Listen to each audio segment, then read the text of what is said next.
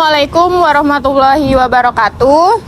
Kami mahasiswa Universitas Indraprasta PGRI, Program Studi Pendidikan Biologi kelas S7A dari kelompok 4 tentang mewawancarai teori evolusi. Perkenalkan, saya sendiri Nur Indah Alifiani dengan NPM 2020 415 00 188. Dan saya Anissa Fitria dengan NPM 2020 415056. Saya Aulia Rana Dewati dengan NPM 2020 415071. Saya Putri Damayanti dengan NPM 2020 41149. Dan saya Syahila Bunga Fauzia dengan NPM 2020 41500063.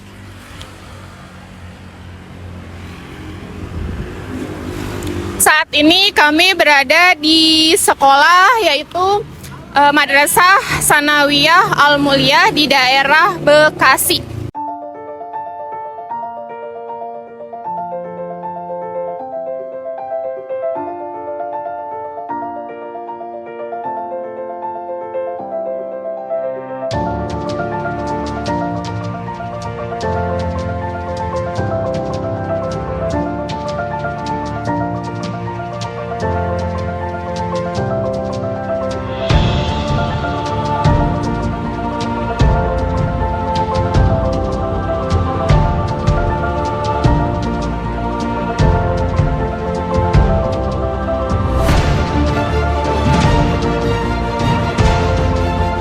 Baik, saat ini kita sudah bersama dengan Bapak Yanto.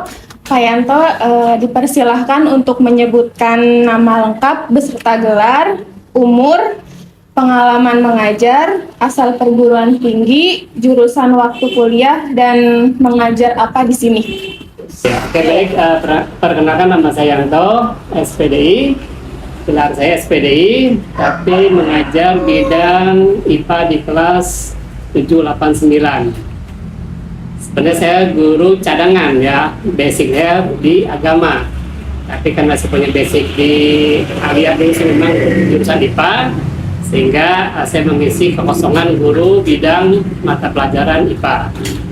Oke, saya pengalaman mengajar kurang lebih sudah 2016, sekarang 2023, 7 ya, kurang lebih 7 tahun ya.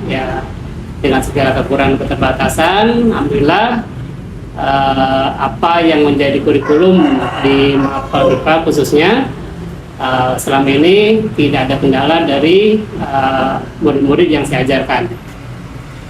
Kemudian saya lulusan sebenarnya Universitas Selantabur ya, ada di Durensawit, waktu itu saya di sana.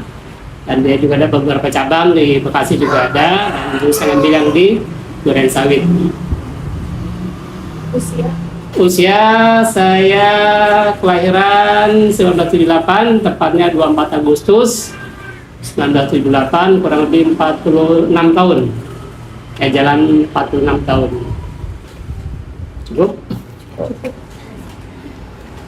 Di sini kami akan mewawancarai ke Bapak Yanto, yaitu tentang mengkaji teori evolusi. Apakah teori itu berdasarkan fakta atau hanya rekayasa dari ilmuwan-ilmuwan yang sudah ada? Dan kami sudah menyiapkan beberapa pertanyaan yang akan kami ajukan ke Bapak.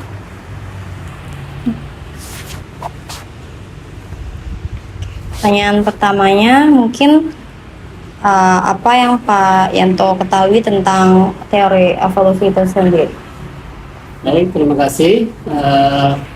Menyambung pertanyaan dari saudara Pia ya tadi, apakah teori evolusi ini benar-benar memang sesuai dengan sains ya, atau fakta atau fiksi ya, kurang lebih seperti itu. Ya, tapi kalau kita membaca beberapa literatur dari beberapa buku yang pernah saya pelajari, kemudian juga dari sumber-sumber yang lain, sebagai bahan sains atau ilmu pengetahuan, itu adalah beberapa fakta-fakta memang bisa disebut fakta. Ya, adapun ada beberapa pendapat dari ilmuwan yang lain bahwa teori evolusi ini hanya fiksi atau hanya rekan-rekan yang kemudian seperti puzzle yang coba dihubung-hubungkan atau disambung-sambungkan. Menurut saya teori evolusi Darwin adalah di mana Darwin sendiri berpendapat bahwa dia berteori makhluk hidup yang ada sekarang, baik hewan ataupun tumbuhan yang ada di sekarang ini adalah hasil dari seleksi alam. Contoh seperti jerapah. Jerapah ini adalah, menurut teori Darwin, adalah binatang yang berhasil lolos dari seleksi alam sesuai dengan teori evolusinya.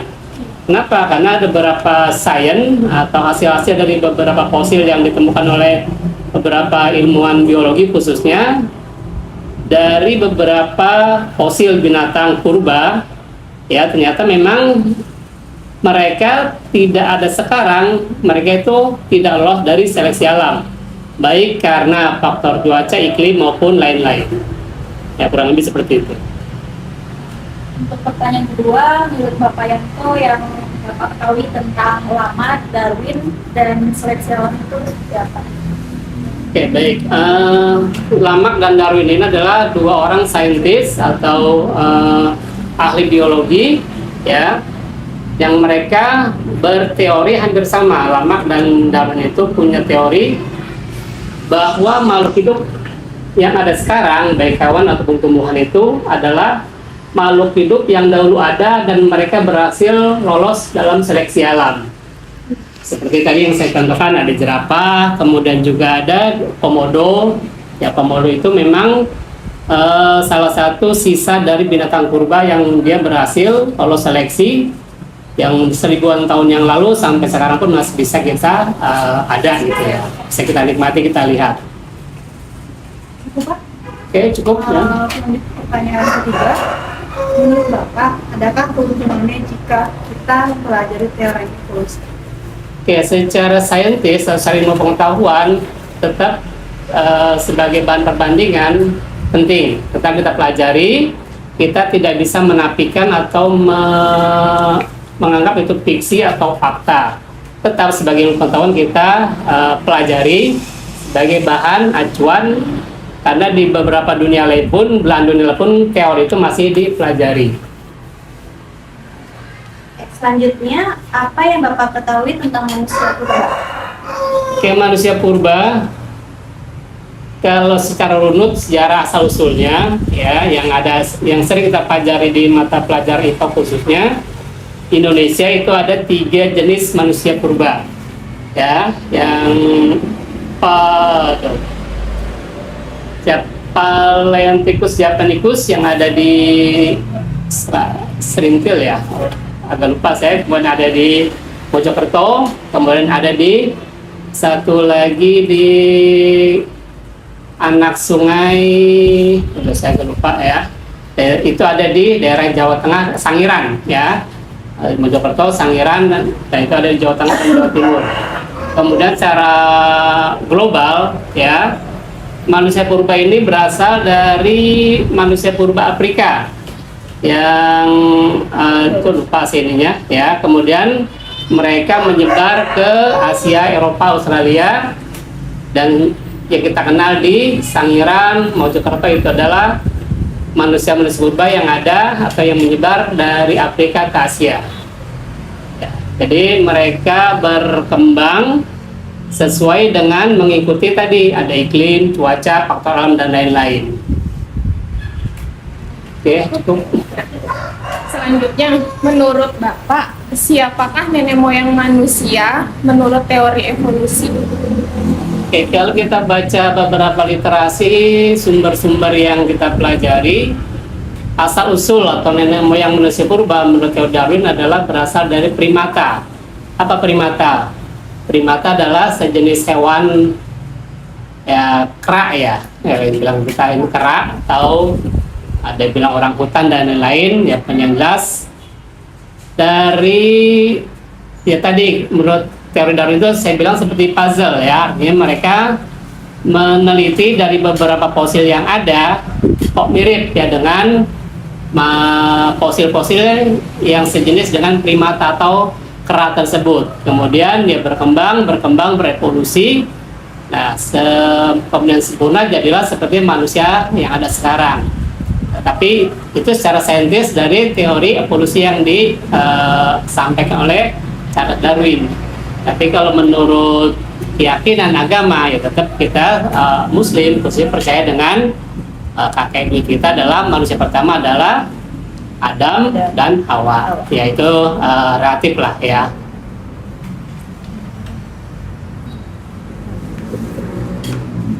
Lalu selanjutnya, apakah Bapak percaya tentang teori evolusi? Mengapa dan bisa berikan penjelasan?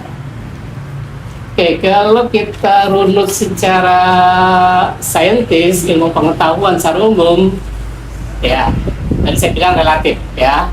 Kalau kita memang baca beberapa literasi sumber-sumber yang lain, ada keterlanjutan atau ada kesinambungan dari teori-teori yang disampaikan oleh ilmuwan terdahulu, kemudian ilmuwan sampai sekarang.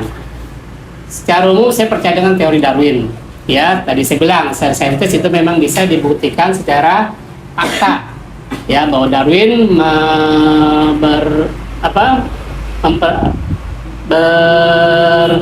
punya keyakinan atau meneliti ya bahwa fosil-fosil yang ditemukan, yang digali memang ada kemiripan dengan bentuk tubuh ya dengan manusia yang ada sekarang.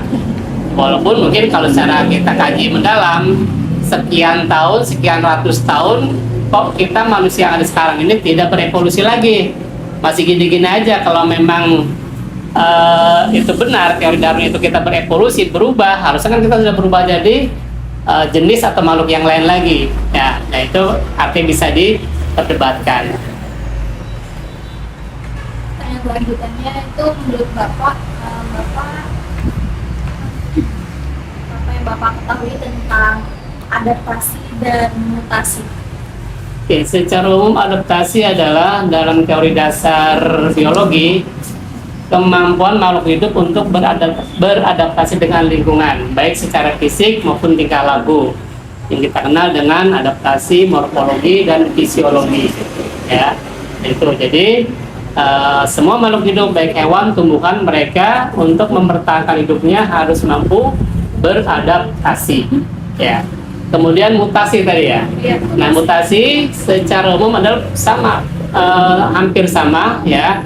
Tapi dia adalah perubahan bentuk, bukan secara fisik yang sempurna. Dia lebih ke perubahan bentuk dalam bentuk genetik ya, gen genetik dan kromosom yang nanti akan membentuk dalam proses pembentukan makhluk hidup selanjutnya, baik hewan ataupun tumbuhan. Selanjutnya kan sudah kami tahu ya Bapak kan lulusan SPDI ya, agama. Sudah pasti dong agamanya Islam ya Pak? Insya Allah. Ya, insya Allah. Islam. Nah, apakah berdasarkan agama yang Bapak percaya, Bapak ini mendukung teori evolusi atau tidak? Berikan alasan. Ya, sebagai seorang guru ya, ya memang itu dalam teori, dalam beberapa sains memang bisa dibuktikan. Secara umum saya percaya dengan teori Darwin ya, dalam arti untuk menggali ya, membuktikan. Walaupun tadi saya bilang kalau kita percaya 100% dengan teori Darwin bahwa nanti makhluk akan berevolusi baik hewan, tumbuhan maupun manusia, tapi sampai hari ini sampai sekarang kita tidak berubah ke bentuk yang lain, masih ya seperti ini manusia dari zaman kakek kita, ibu kita, bapak kita, dan kita masih gini-gini aja. Nah, tapi secara umum, secara menurut agama, memang kita ada sumber yang lebih dalam Al-Quran khususnya dalam surah Al-Mu'minun, Al-Quran surah Al-Mu'minun ayat 12 sampai 14 itu diterangkan secara detail proses penciptaan manusia. Ya, secara umum ya, itu kita berasal dari nutfah cairan atau saripati tanah ya, kemudian membentuk dari nutfah membentuk mudgo segumpal darah ya, kemudian setelah membentuk segumpal darah membentuk alaqah daging kita tulang kita bungkus daging, kemudian membentuk bentuk yang sempurna, fi ahsani taqwim ini ya manusia.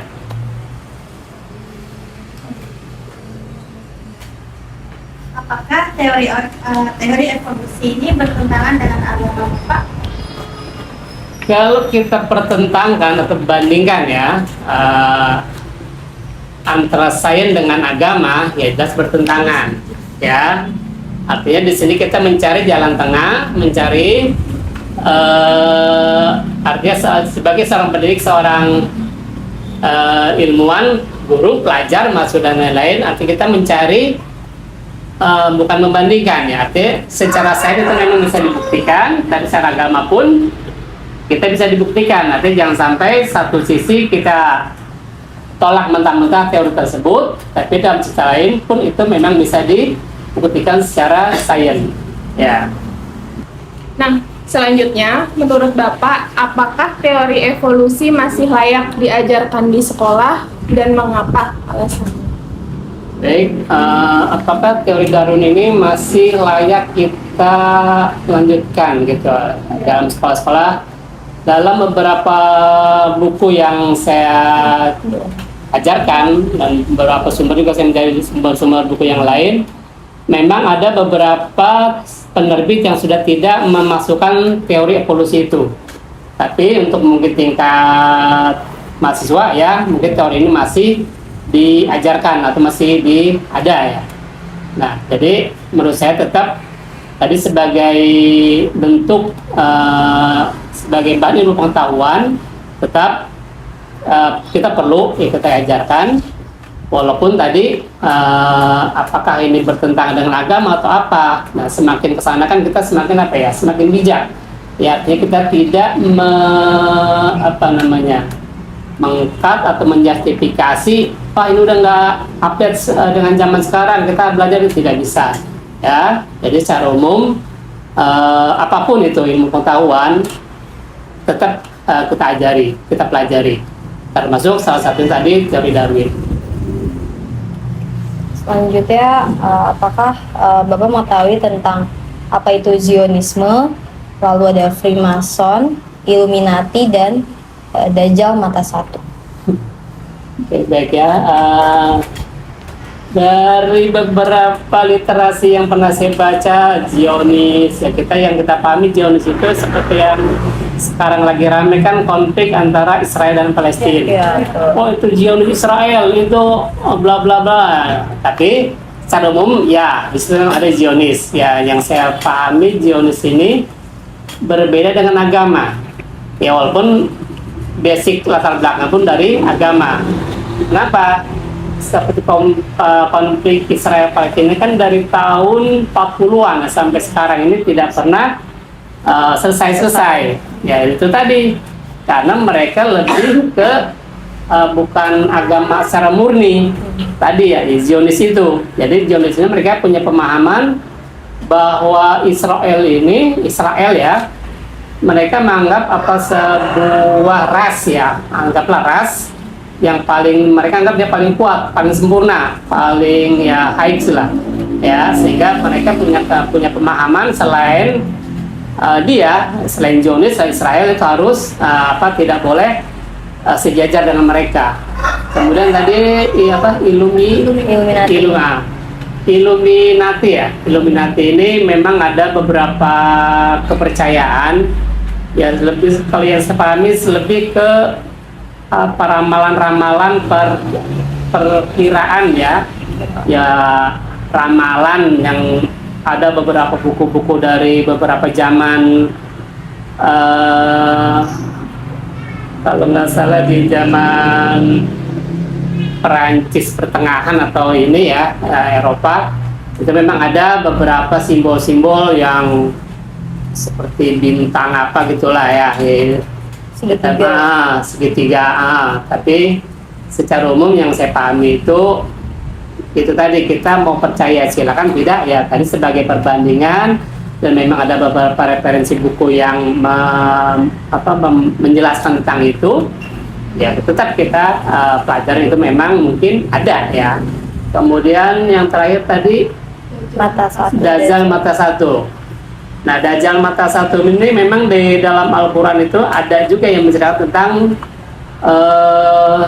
proses nanti ketika menjelang hari kiamat Dajjal turun ke bumi dan dia nanti akan menghancurkan salib yang ada di seluruh dunia dan dia berperang menegakkan kalimat tauhid la ilaha illallah yang menurut beberapa beberapa ilmuwan atau beberapa ulama Dajjal itu adalah musuh dari Nabi Isa. Bukan ini, tadi salah saya, maaf. Dajjal ini adalah bukan yang menghancurkan, jadi dia lebih ada yang menganggap itu memang bentuk ada, artinya berbentuk dari mata satu, badannya besar, kemudian orang-orang nanti akan percaya kepada dia, kan apa yang dia pegang, apa yang dia katakan itu terbukti benar, walaupun sebenarnya itu lebih ketipuan. Nah selain itu nanti adapun yang kita percaya ini Dajjal bukan secara fisik, lebih kepada simbol-simbol apa sih mata satu yang sekarang. Oke, kalau dulu ada ulama mengatakan bahwa mata satu itu ada televisi. Kenapa? Coba ketika itu kan belum ada HP Android, belum ada YouTube, Facebook dan lain-lain. Orang mencari sumber apapun melihat sesuatu dari informasi yang ada di televisi. Tapi semakin kesini berkembang lagi bahwa Dajjal itu bukan televisi. Itu adalah HP yang ada kalian pegang, karena apapun sekarang itu kamu kita semua ya, bukan hanya saya, bukan hanya kalian, ketika mencari informasi tanya Mbak Google, lihat di Google ada semua. Jadi seolah-olah kita hanya satu sumber, itulah Dajjal ya, tapi walaupun sebenarnya tadi bisa diperhatikan kan ini hanya tafsiran beberapa ulama atau pendapat beberapa orang. Untuk pertanyaan selanjutnya mengenai teori evolusi.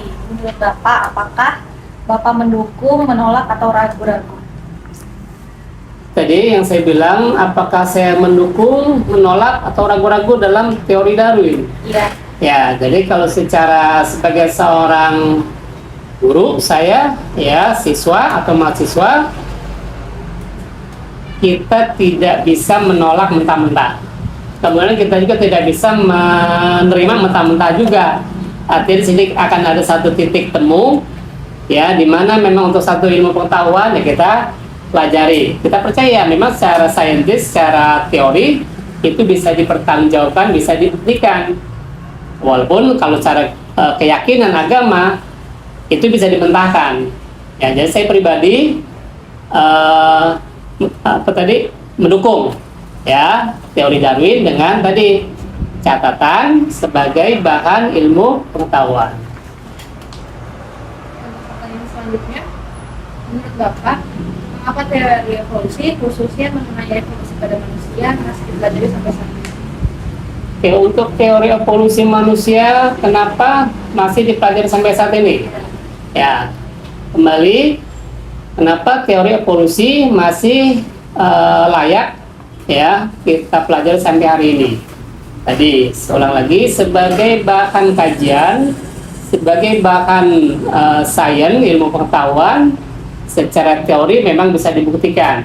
Ya, memang ada ya beberapa fosil tadi manusia purba yang kemudian Darwin dan Lamarck ini menyimpulkan bahwa manusia ini adalah berasal dari primata sejenis kera. Nah, secara saintis, oke, kita percaya, kita yakin, dan itu memang hasil sains bisa dibuktikan teori-teori tersebut. Ya, kemudian apakah layak? Ya, tetap sebagai seorang pelajar mahasiswa kita tidak bisa menjustifikasi tadi. Ini udah nggak update, ini udah ketinggalan zaman, ini teori-teori usang, kita tinggalkan, tidak seperti itu. Tetap sebagai bahan ilmu pengetahuan, saya pribadi tetap untuk teori evolusi Darwin ini masih layak untuk kita pelajari. Pertanyaan selanjutnya, apakah boleh jika kita menjelaskan suatu ilmu atau teori pada orang lain itu tetapi bertentangan dengan agama yang kita anut? Oke, pada dasarnya ilmu ya apapun itu ya tetap layak kita kalau dalam bahasa agama kita amalkan ya. Kan Nabi bilang kalau kamu punya kemampuan mengajarkan satu huruf saja kamu wajib amalkan ya. Ini kan ilmu itu tidak disebut apakah teori Darwin, apakah teori Lamarck, Lenin dan lain-lain ya. Kalau kita berkaca kepada sabda Nabi tersebut ya tetap kita ajarkan, termasuk salah satu tadi teori Darwin ya. Jadi secara ilmu sebagai bahan pembelajaran, sebagai bahan sains, ilmu pengetahuan, apapun itu kita pelajari, kita sampaikan kepada kalau kita jadi guru ya ke peserta didik kita. Selanjutnya, bagaimana cara Bapak menjelaskan teori evolusi ini ke peserta didik? Oke, dalam menjelaskan tentang teori evolusi Darwin ini ke peserta didik, ya pengalaman saya, ya di sini saya sebagai seorang guru menyampaikan apa yang menjadi atau terdapat dalam kurikulum yang harus saya sampaikan, ya. Apalagi anak-anak sekarang kan mereka lebih kepada tidak suka khayalan gitu ya, dugaan, fiksi. Saya kepinginnya langsung praktek, mana buktinya. Nah seperti itu kan kalau anak-anak sekarang. Mungkin kalau zaman saya di sekolah apa yang sampai ke guru, iya, nurut gitu kan. Tapi psikologis anak sekarang berbeda dengan anak-anak era ya 90-an sana ya, 80 lah. Kalau sekarang kan disebutnya Gen Z ya Gen Z dan lain-lain lah. Ya, jadi kita sampaikan apa yang menurut mereka bisa tangkap. Ya, kalau bisa dengan bahasa yang sangat sederhana.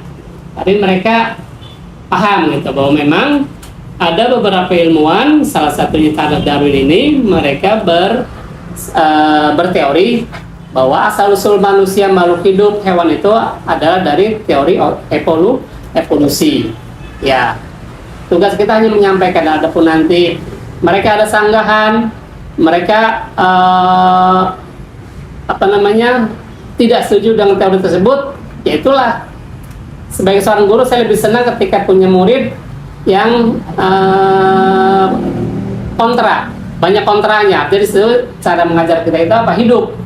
Ketimbang kita ngajar satu kelas, anggaplah ada 30 orang, 20 orang, tapi manut semua. Karena belum tentu yang kita sampaikan ini benar juga. Ya, itu. Jadi biarkan mereka menyanggah pendapat kita tentang teori evolusi Darwin. Apalagi sekarang kan banyak sumber-sumber yang lain. Kalau zaman saya dulu cuma dapat satu buku IPA, misal terbitan Erlangga atau 3 serangkai zaman dulu ya. Itu yang saya sampaikan, itu yang saya jejelin ke murid saya. Kenapa? Belum ada YouTube, belum ada Google, belum ada sumber-sumber yang lain. Ya mereka nurut. Tapi kalau sekarang Pak, menurut teori pendapat ilmuwan yang lain nggak ada tuh Pak teori Darwin. Paling menurut ulama ini nggak ada Pak teori Darwin, nggak apa. Kita bisa berdiskusi. Ya. Udah cukup ya. Jadi sekian wawancara kami bersama Bapak Yanto tentang mengkaji bagaimana teori evolusi. Untuk Bapak Yanto, terima kasih banyak sudah meluangkan waktunya dan sudah menjawab pertanyaan-pertanyaan dari kami. Entah itu yang pro maupun kontra kami terima dan tidak ada yang kami sanggah karena itu sudah menurut pendapat pribadi dari Bapak.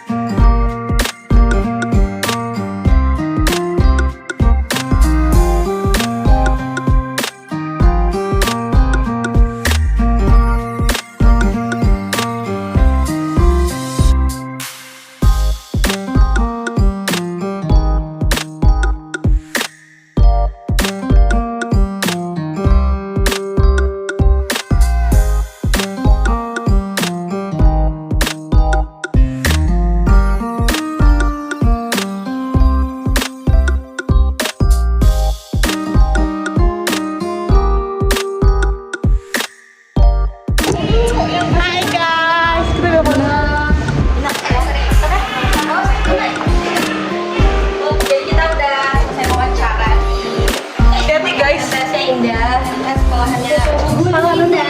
Pas pala ini juga apa rumah abahnya Muna itu kejadian dulu. Iya kan?